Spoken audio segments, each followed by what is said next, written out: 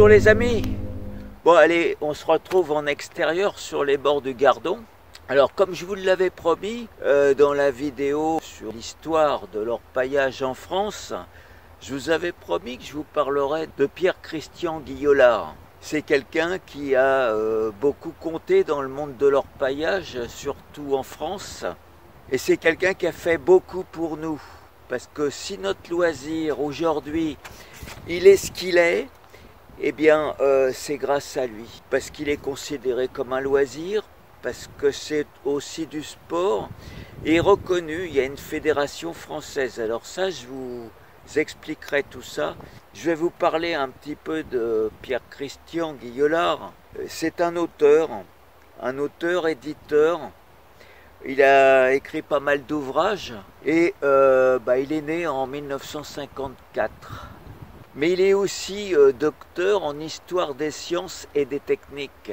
Donc vous voyez, c'est pas n'importe qui, mais c'est pas trop ce qui nous intéresse nous particulièrement. C'est la suite, c'est ce qui va venir. Toute son œuvre, tous ses écrits, les nombreux livres qu'il a édités sont orientés principalement et exclusivement sur l'industrie minière, le charbonnage, les mines d'or et les mines d'uranium. Quand on s'approche de notre centre d'intérêt, vous allez voir que c'est pas fini. Il est héritier de 4 générations de mineurs. Dans sa famille, les mines ont beaucoup compté et donc il s'est passionné tout naturellement pour ce secteur. Alors les mines et la minéralogie sont ses secteurs favoris. Alors il est comme moi, il est photographe. Son premier métier c'est photographe. Moi aussi. Dans les années 70, comme il était passionné de mines, d'industrie minière, qu'il était des alentours d'Alès, il s'est passionné pour le bassin minier d'Alès et ses alentours. Il a réalisé pas mal de reportages, pas mal de photos sur les mines, des portraits de mineurs, enfin tout ce qui concerne la mine. Il a édité un livre, à ses débuts, son premier livre, qui était consacré aux mines, qu'il l'a édité avec ses propres photos et il a enrichi avec pas mal de cartes postales anciennes qu'il a chinées à droite à gauche pour illustrer la grande époque minière. Alors ce livre, il a été publié en 83. Alors comme je vous l'ai dit précédemment, il était photographe indépendant. Il essayait de travailler un petit peu avec toutes ces grosses entreprises minières et donc pour leur proposer de faire les revues d'entreprise, les suivis de travaux, enfin tout ce qu'un photographe peut proposer à ses clients à des fins professionnelles. Alors ces centres d'intérêt étaient principalement l'industrie charbonnière. À Alès, c'est le charbon. Il a vite étendu son travail aux mines d'or et d'uranium. Alors il a écrit pas mal de livres et édité pas mal d'articles dans différentes revues sur les mines d'or françaises.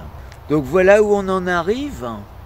L'or est notre passion, notre loisir, puisqu'on va le chercher. Et donc là, on a un des pionniers de l'orpaillage en France, qui est vraiment spécialisé, dont c'est le métier. Il est docteur en histoire des sciences et techniques, dans le domaine minier. Ce qu'il a à nous apporter, c'est énorme. Là où il nous intéresse le plus, c'est qu'il a écrit un guide, le guide pratique du chercheur d'or en France. Et il a mis dedans, pour nous, toutes ces connaissances, ces nombreuses connaissances très techniques. Moi d'ailleurs, son guide, je l'ai utilisé à plusieurs reprises pour préparer des vidéos que je vous ai fait. Parce que moi, j'ai pas inventé tout ce que je vous ai dit. Je l'ai lu en documentation et surtout dans son guide. Alors, son guide, il y en a 2, mais c'est le même en gros. C'est le guide pratique du chercheur d'or en France. Seulement, ça c'est la première édition. Ça c'est une autre édition un petit peu plus modernisée, mais le contenu est le même. Si vous voulez approfondir vos connaissances en orpaillage, eh ben, c'est ce qu'il vous faudrait. C'est ce guide qui est notre Bible. Et là, on a tout, même plus ce qu'il nous faut, parce que bon, il y a pas mal de choses sur l'industrie minière aussi. Mais la géologie et connaître toute la géologie, je dirais, française dans différentes régions. Pourquoi il y a de l'or ici dans le Gardon et pas en région parisienne. Donc ça, c'est la base, c'est le seul que je connaisse. Il n'y en a pas d'autres. Et c'est Pierre-Christian Guillolard qui en est l'auteur. Ce guide, il est complètement épuisé, même lui, il en a plus, il doit lui en rester un petit peu, mais pour, je dirais, sa collection personnelle, à titre de souvenir, puisque c'est l'auteur, mais on ne le trouve plus. On le trouve uniquement que sur le marché de l'occasion. Alors, sur Internet, vous pouvez taper le guide du chercheur d'or en France, vous tapez même éventuellement Pierre-Christian Guillolard, vous en trouverez, parce que bon, moi j'ai fait mes recherches pour approfondir un petit peu son histoire, et c'est vrai que ce guide il ressort souvent. Alors on le trouve à tous les prix, hein. Il y en a qui le mettent à des prix complètement dingues, dans les 50 € ou autres, et puis j'en ai vu à 18, 20 €, c'est selon le vendeur.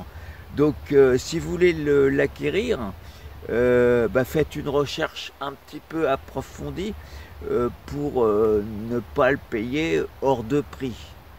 Quoique hors de prix, vu les informations qu'il y a dedans, si vous ne pouvez pas faire autrement, prenez-le.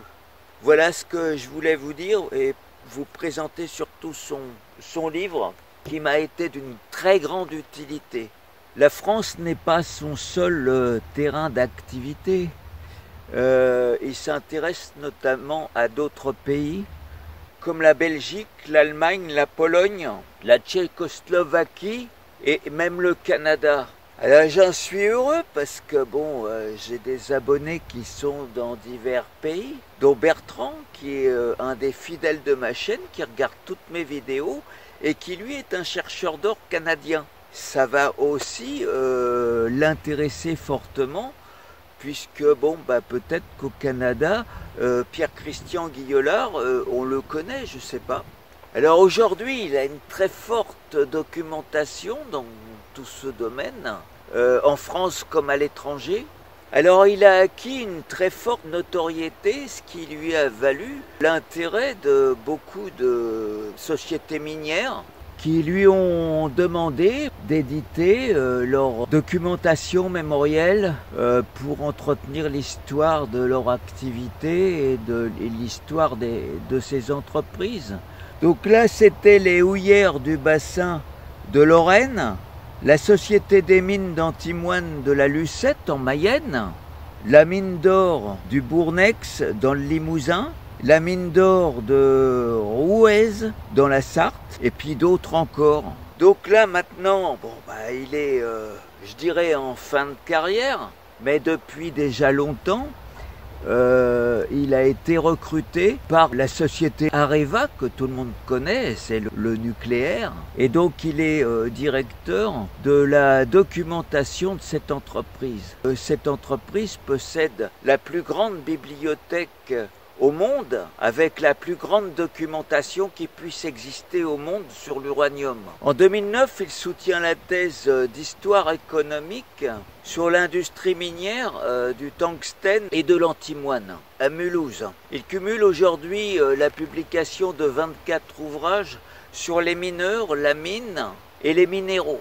Alors, avec lui, on va remonter un petit peu le temps. Il y a une chose qui est capitale pour vous, pour nous, orpailleurs, c'est le grand départ de l'orpaillage de loisirs, en fait. Alors, c'est en 1986 que naît l'idée de rassembler tous les orpailleurs amateurs en association régionale et fédérés par une fédération nationale. Alors c'est grâce à 3 orpailleurs que nous devons la création de la Fédération française d'orpaillage, la FFOR, qui est née en 1987.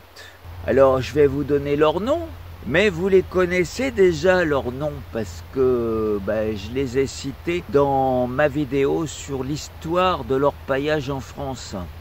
Il y avait Pierre Rivière, Jean-François Vaquier et bien sûr, vous devinez, Pierre-Christian Guillolard. Alors, tous trois, à l'époque, ils étaient jeunes. Ils ont créé cette fédération qui existe toujours et qui est toujours très utile.